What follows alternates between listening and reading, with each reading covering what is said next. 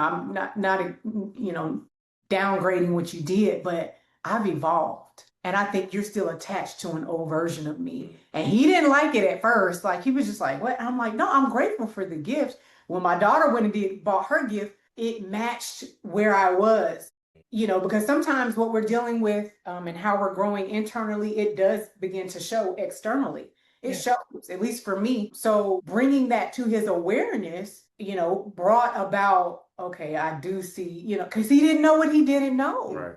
He didn't know I'm still attached to an old version of you. Girl, he loved that old version of me. Yeah, rightfully so. But I've evolved. So it was the awareness, right? And some of us won't do that. Some of us won't say, hey, I need you to see I've grown, I've evolved. I need you to catch up. Because if he doesn't catch up or if she doesn't catch up, you're naturally just going, and it's a drift. But when we start to communicate, hey, I'm feeling this, or I know I used to do that, I don't really like that. Yeah. And being bold about that thing and saying, I just want you to know that doesn't work for me anymore.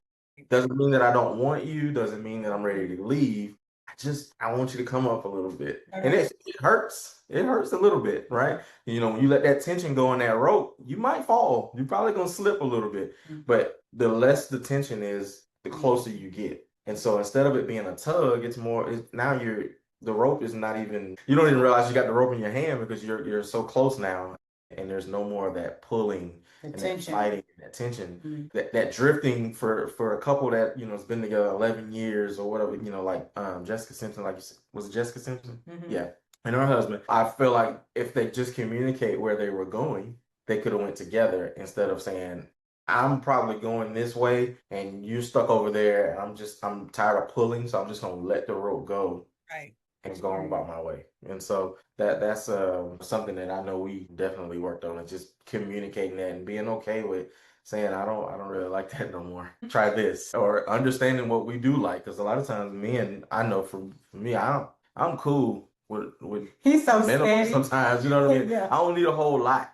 But she'll be like, well, what do you like? And after you ask me it a few times, I'm like, I don't really know what I like. So now I got to go and do some digging and some work to figure out what I like, because she wants to give me what I like and not what she likes. Or I'll just tell him, you need to come up.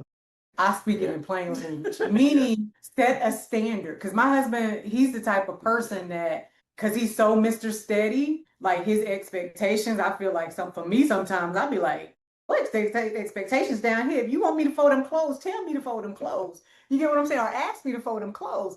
But it's the vocalizing those expectations and vocalizing, well, you kind of been this way all of our life and it's not working anymore. So come up, raise the expectation. And for him, like I said, it's not always easy hearing that up front. It's like telling somebody you get stuck in your ways, But I think vocalizing it, sitting with the uncomfortableness, and then making a decision to either change or not. And at the end of the day, it's like, is she worth or is he worth losing because of something like this, where I can just make a shift in my mindset? I can make a shift in my action or my behavior to make it better. Like, you get to choose. That's a decision at the end of the day. And so, yeah, at the end of the day, make a decision.